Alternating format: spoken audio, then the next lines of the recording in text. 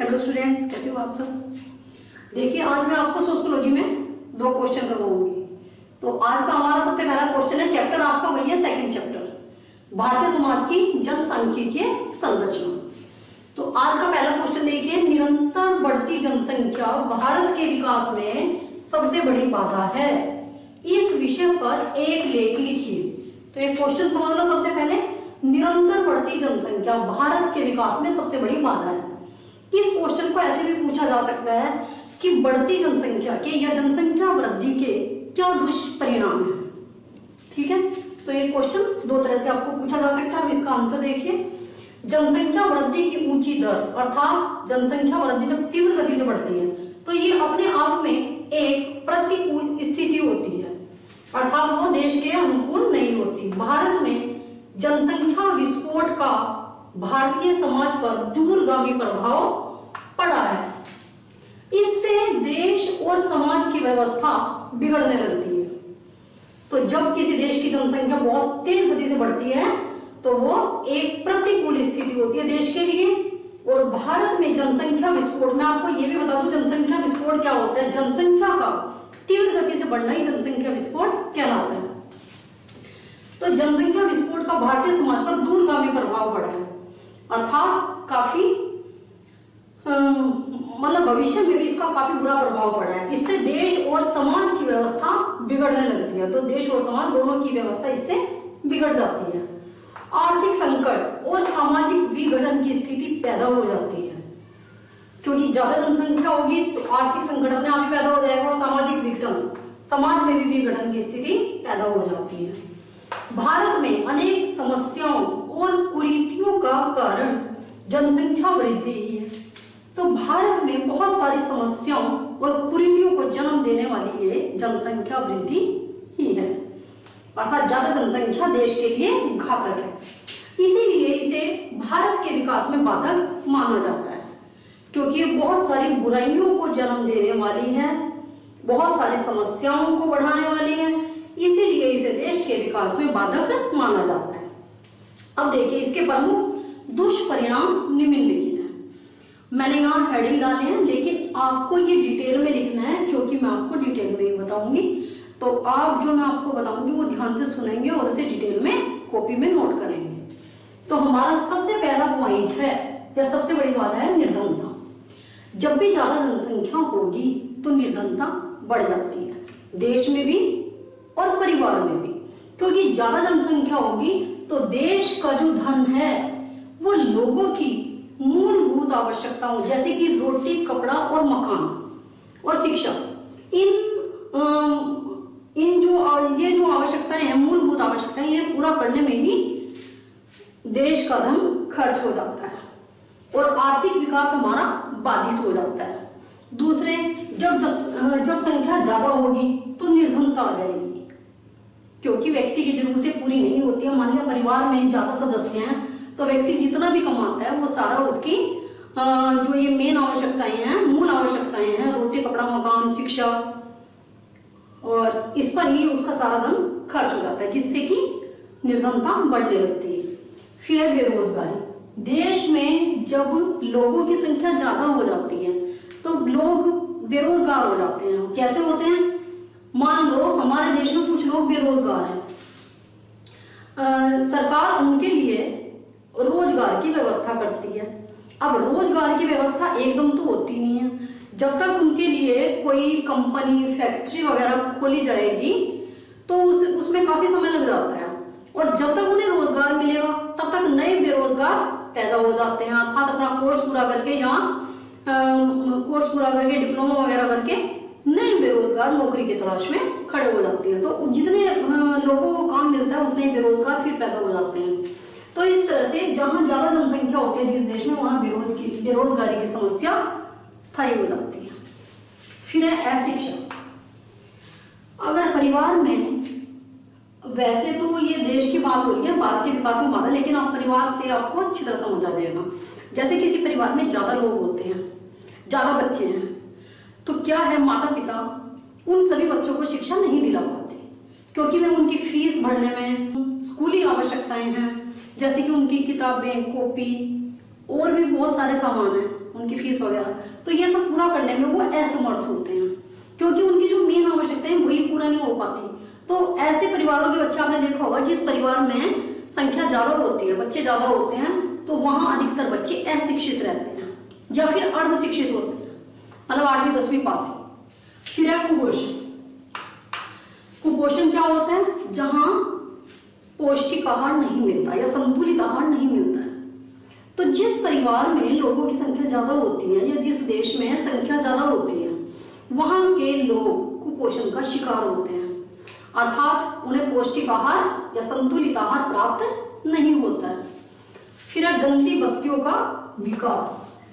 जो निर्धन लोग हैं वो काम की तलाश में फैक्ट्रियों में जाते हैं, और वो जो फैक्ट्री मालिक है वो भी इतने लोगों की आवास की सुविधा नहीं कर पाता है।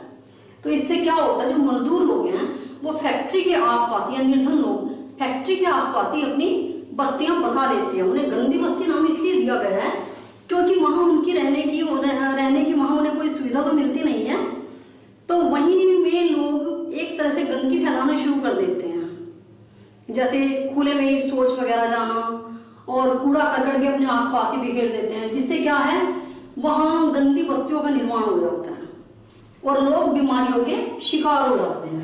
फिर है बाल अपराध।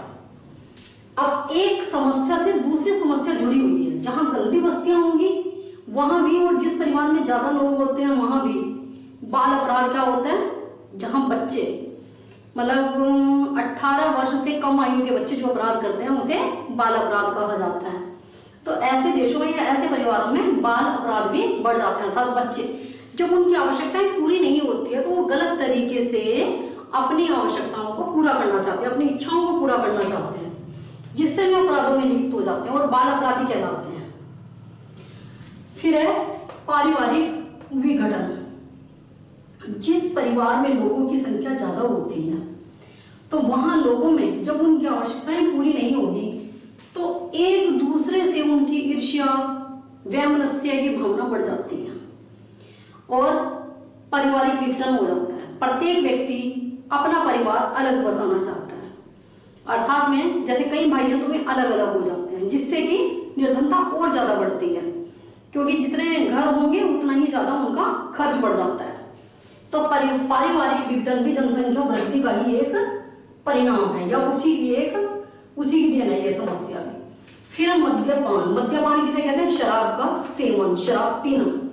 पान मैंने सेवन करना, पीना, और मद्य मैंने शराब। तो जब व्यक्ति अपने परिवार की जरूरतों को पूरा नहीं कर पाता है और परिवार में कलेश रहने लगता है तो ऐसा व्यक्ति जो है वो नशे की ओर अग्रसर हो जाता है, नशा करने लगता है या शराब पीने लगता है, जिससे कि कुछ तो पहले से ही निर्धन है, परिवार में और निर्धनता बढ़ जाती है। जुआखोरी।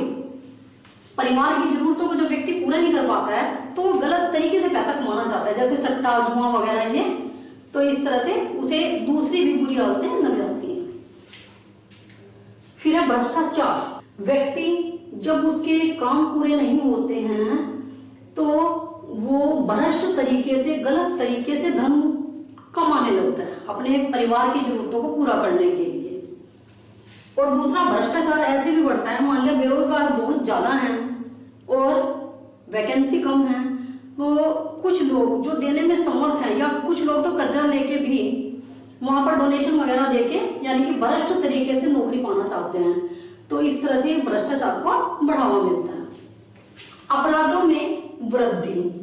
व्यक्ति जब अपने परिवार की जरूरतों को सीधे तरीके से पूरी नहीं कर पाता है, या मान लो वो बेरोजगार है, उसके पास कोई काम ही नहीं है, तो वो क्या करेगा, जब परिवार में खाने को भी चाहिए, बच्चों के लिए फीस वगैरह भी चाहिए, रहने की व्यवस्था भी चाहिए, तो वो क्या करता है व्यक्ति, वो गलत काम करने लगता है, जैसे चोरी, हत्या, तो इस तरह के अपराधों में वो लिप्त हो जाता है। कर्जदार। और ऐसे व्यक्ति जिनकी जरूरतें पूरी नहीं होती है, मान लिया उनके परिवार में किसी की शादी है, बीमारी आ जाती है, वो पैसा कहाँ से लाएगा, तो वो ऐसे लोग क्या करते हैं, वो किसी से उधार ले लेते हैं, और उधार ऐसे लोगों को कोई आसानी से देता नहीं है, उसे महाजन वगैरह मोटी ब्याज दर पर रकम देंगे, मतलब पैसा देंगे उसे, जिसके कारण वो उसका सारा जो जीवन है वो कर्ज चुकाने में ही चला जाता है और वो कर्जदार उसके सिर पर कर्ज बढ़ता चला जाता है। फिर है निम्न जीवन स्तर। ऐसे लोगों का जिस परिवार में या जिस देश में लोगों की संख्या ज्यादा होती है, जनसंख्या ज्यादा होती है, जनसंख्या तीव्र गति से बढ़ती है, तो वहां लोगों का जीवन स्तर निम्न होता है। जैसे कि मतलब वो परंपरागत तरीके से ही जीवन जीना, उनका जो धन है या जो भी वो कमा के लाते हैं वो बस ये मूल आवश्यकताओं को ही पूरा करने में उनका पैसा खर्च हो जाता है। जैसे कि लकड़ी या उपलों से ही खाना बनाना चूल्हे पर, क्योंकि उनके पास इतने पैसे नहीं होते कि वो गैस खरीद सके। ऐसी ही और भी बहुत सारी चीजें हैं जो ऐशो आराम के समान है, सुविधाएं, आधुनिक सुविधाएं, वो उन्हें प्राप्त नहीं हो पाती और वो निम्न जीवन स्तर बिताने के लिए बाध्य होते हैं। फिर है आत्महत्या। कई बार व्यक्ति जैसे कर्जदार हो जाता है या अपने परिवार की जरूरतों को पूरा नहीं कर पाता या परिवार में कलेश हो जाता है, तो ऐसा व्यक्ति दुखी होकर आत्महत्या कर लेता है, जबकि ये गलत है। चलो, अब ये आपका पहला क्वेश्चन हो चुका है, इसकी डिटेल भी आपको लिखनी है जैसे बताइए। अब आपका दूसरा क्वेश्चन है, जनसंख्या वृद्धि के प्रमुख कारकों के रूप में जन्म दर और मृत्यु दर एवं आप्रवास और उत्प्रवास का वर्णन कीजिए। तो सबसे पहले तो क्या पूछे आप, ये क्वेश्चन अच्छे से समझ लें। जनसंख्या वृद्धि के प्रमुख कारकों में, जो जनसंख्या वृद्धि यानी कि जनसंख्या क्यों बढ़ती है उसके बहुत सारे कारण होते हैं, लेकिन यहाँ इन्होंने केवल ये 2 कह लो या 4 कारण कह लो, जन्म दर और मृत्यु दर, एक इसे मान लो, और आप्रवास और उत्प्रवास, ये केवल 2 कारकों के रूप में ही जनसंख्या वृद्धि के बारे में पूछा है कि जनसंख्या वृद्धि के ये प्रमुख कारक है, तो इनके अनुसार ही इनका वर्णन करना है। किसी देश की जनसंख्या में अत्यधिक वृद्धि होना कोई प्राकृतिक घटना नहीं होती है, मतलब अचानक से ऐसा नहीं होता या कोई ये प्राकृतिक घटना नहीं है, इसके पीछे किसी न किसी कारक का प्रबल होना आवश्यक है, मतलब कोई ना कोई मेन कारण, प्रबल कारण जरूर होता है उसके पीछे। जनसंख्या वृद्धि के ऐसे ही 2 प्रमुख कारक हैं जो ऊपर क्वेश्चन में आ चुके हैं, जन्म दर तथा मृत्यु दर, और दूसरा है आप्रवास और उत्प्रवास। अब इसकी डिटेल भी आप ध्यान से सुन लें और इनकी डिटेल भी आपको लिखनी है।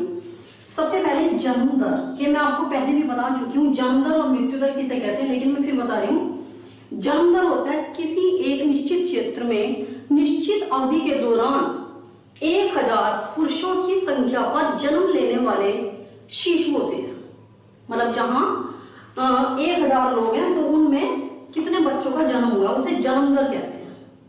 और मृत्यु दर किसी एक निश्चित क्षेत्र में निश्चित अवधि के दौरान 1000 पुरुषों के पीछे या 1000 पुरुषों की संख्या पर या 1000 लोगों की संख्या पर मरने वाले लोगों की संख्या से है, या मरने वाले लोगों की संख्या को मृत्यु दर कहा जाता है।